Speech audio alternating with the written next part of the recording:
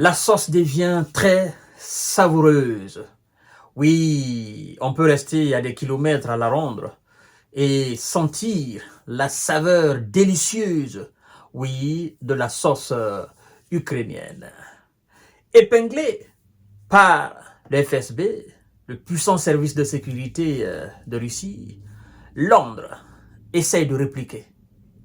Londres essaye d'hausser le ton. Londres essaye de montrer aux yeux du monde, oui, que les Anglais, ils peuvent aussi tenir tête à la Russie. Alors, cette réplique de Londres est tellement timide, tellement insensée que même pour les plus profanes en termes de géostratégie, ça apparaît comme un non-événement. Et d'ailleurs, c'est un non-événement.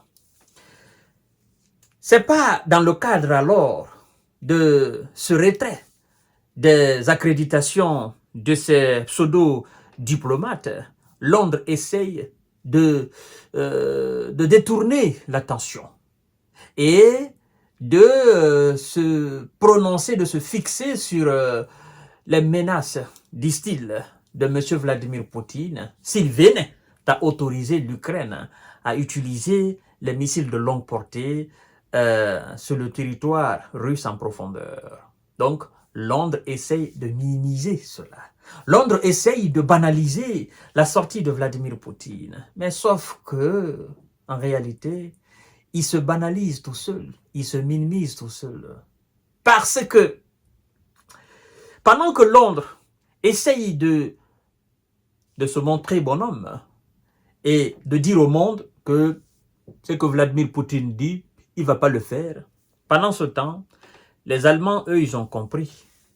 Olaf Scholz a fait une première déclaration en disant « Notre position n'a pas changé et ne changera pas. Nous n'enverrons pas de missiles russes en Ukraine pour aller frapper le sol russe en profondeur. » Hier, le même Olaf Scholz, le chancelier allemand, a réitéré encore que la décision de l'Allemagne de ne pas permettre à l'Ukraine d'utiliser ces missiles russes afin de frapper la Russie en profondeur n'a pas changé et que ce ne changera pas. Et que même si les autres alliés de l'Ukraine venaient à utiliser ou venaient à autoriser l'Ukraine à utiliser leurs propres missiles sur le sol russe, que l'Allemagne ne changera pas sa décision. Alors Londres, par le biais de son ministre des Affaires étrangères, le fameux David Lammy, qui s'est conjointement rendu avec son homologue américain Anthony Blinken en Ukraine il y a 2 jours, après qu'ils sont rendus en Pologne où ils ont été dézingués, démontés pièce par pièce par un nationaliste polonais. Londres, au retour, M. Lammy, David Lammy, ministre des Affaires étrangères, au retour à Londres, dit ceci. Mesdames et messieurs, partagez d'abord la vidéo dans tous les groupes possibles, s'il vous plaît. Partagez la vidéo, assurez-vous d'avoir partagé la vidéo et cliquez effectivement sur des likes.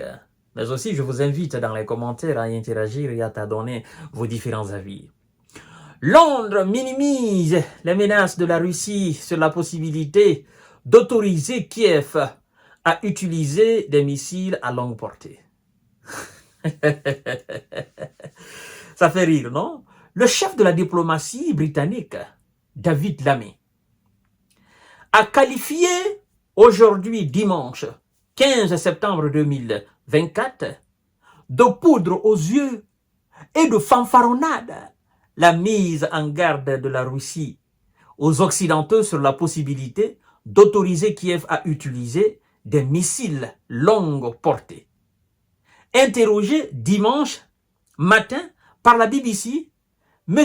Lammy, ministre des Affaires étrangères, a expliqué que les discussions sur ce sujet se poursuivaient avec les autorités américaines et les autres alliés.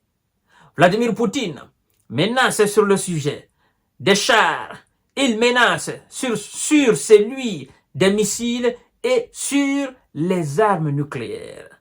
Nous ne pouvons pas nous la laisser dévié de notre cap, a poursuivi M. Lamy, qualifiant le président russe de fasciste impérialiste. Si nous le laissons faire avec l'Ukraine, croyez-moi, il ne s'arrêtera pas, a-t-il assuré. Monsieur David Lamy, fraîchement élu ministre des Affaires étrangères britannique, laissez-moi vous dire que ce n'est pas de la fanfaronnade, ce n'est pas de la poudre aux yeux. Laissez-moi vous dire cela. Si, à cette époque trouble, si on doit qualifier les actes de quelqu'un ou les discours de quelqu'un de fanfaronnade, moi je pense que entre la Russie et vous, celui qui a le plus fanfaronné, c'est le bloc occidental. Oui. Et si on doit considérer, si on doit faire une analyse très réaliste sur les deux blocs, c'est-à-dire le bloc occidental et la Russie, dans cette situation conflictuelle en Ukraine, c'est lui qui a été le plus réaliste, qui s'est débarrassé de la fanfaronnade et de la poudre aux yeux, c'est lui qui a été réaliste, qui a dit et qui a fait. Je crois que la question ne mérite même pas d'être posée. C'est lui qui a dit et qui a fait, c'est Vladimir Poutine. C'est la Russie. Par contre, c'est lui qui a dit et qui, jusqu'à présent, se pose des questions s'il doit faire ou pas, je crois que c'est vous, les Occidentaux. Ça, il faut que vous le sachiez. Poutine a dit, vous n'avez pas respecté les accords de Minsk, alors nous allons rentrer. Il est rentré avec plus de 60 km de chars, de blindés russes. Il est rentré. Au nez et à la barbe de vous, les Occidentaux. Vous n'avez pas pu l'empêcher. Il a annexé la Crimée. Vous n'avez pas pu l'empêcher. Il est en train d'annexer aujourd'hui 4 régions de l'Ukraine, le Grand Donbass. Vous n'avez pas pu l'empêcher. Alors, si ce dernier vous dit, vous autorisez l'Ukraine à utiliser les missiles de longue portée contre la Russie en profondeur, je vais vous faire cela, vous prenez cela comme de la fanfaronnade. Mais vous n'êtes pas sérieux, monsieur David. Vous n'êtes pas réaliste. Vous n'êtes pas réaliste. Il faut avoir peur de Vladimir Poutine. C'est le chef qui décide et qui fait. Vous avez dit qu'à travers vos sanctions, vous allez mettre la Russie à genoux. Mais vous avez été incapable de le faire. Vous avez tenu 1001 discussions, des discours à travers le monde. Nous allons faire ceci à la Russie, nous allons faire cela, nous allons faire ceci. Mais le monde n'a absolument rien senti de votre côté de concret. La preuve en est que le ministre des Affaires étrangères sortant, M. Dimitri Kuleba, je crois qu'il était en Espagne, quelque chose à Saragossa ou Santander. Je crois bien c'était lors d'une conférence des partis d'extrême là, en Espagne. M. Dimitri Kuleba, il est sorti de l'ombre, il est sorti de ses gonds. Il a dit que sur le fournissement d'armes, de munitions aux troupes sur le terrain en Ukraine, au niveau de toutes les lignes de front, que la Russie est 1000 fois plus réaliste que vous, les Occidentaux. Donc, le ministre des Affaires étrangères ukrainien lui-même a reconnu le réalisme des Russes. Et c'est sur ce réalisme, moi, je m'appuie pour dire que ne prenez pas cela à la légère. Ne prenez pas cela comme de la fanfaronnade. Il va le faire. Il n'hésitera pas à le faire. Et je m'en vais loin encore pour vous dire, il n'est pas le seul, Vladimir Poutine, il n'est pas le seul à diriger la Russie. Il n'est pas le seul à prendre des décisions fatidiques, des décisions très importantes pour la survie du peuple russe. Le président de la chambre basse du Parlement russe qu'on appelle la Douma, d'où M. Piotr Tolstoï est vice-président. Le président a dit la fois dernière que donner l'autorisation à l'Ukraine d'utiliser les missiles de longue portée contre la Russie en profondeur, vous serez directement considéré comme partie prenante de cette guerre, premièrement. Deuxièmement, le président a dit que la Russie n'hésiterait pas alors d'utiliser les armes les plus puissantes et les plus dévastatrices pour protéger ses citoyens. Alors, ça c'est en dehors des déclarations, des mises en garde de Vladimir Poutine. Je vous parle du président de la chambre, du président de la chambre basse du Parlement russe, alors des parlementaires, les hommes les plus importants en Russie. Vous considérez cela comme de la fanfaronnade? Mais, mesdames et messieurs, Londres essaie juste de sauver l'image parce qu'il a été épinglé par le service de sécurité russe, le FSB. Monsieur Biden et donc les autorités américaines ont dit que sur la question, leur décision n'a pas changé et ne changera pas. Monsieur David Lamy, laissez-moi vous poser une question. Pourquoi les États-Unis refusent de donner l'autorisation afin qu'on utilise les missiles de longue portée ATACMS américains?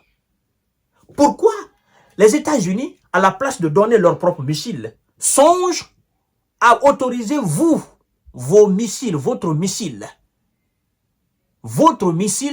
Storm Shadow et la version française Scalp aux Ukrainiens? Si les États-Unis n'ont pas peur.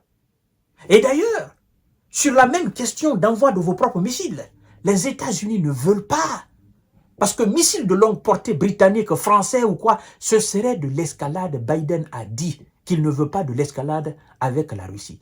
Alors, monsieur l'ami, moi je souhaiterais, comme vous considérez que c'est de la fanfaronnade ou que c'est de la poudre aux yeux, je voudrais que vous vous réunissez entre vous. Laissez les États-Unis, laissez les autres alliés, vous donnez l'autorisation à l'Ukraine d'utiliser vos missiles Storm Shadow afin de frapper le sol russe. Si vous êtes véritablement un homme, si vous êtes véritablement téméraire, si vous voulez savoir réellement et concrètement si la menace de Vladimir Poutine, la mise en garde de Vladimir Poutine est poudre aux yeux ou c'est de la fanfaronnade, nous allons voir.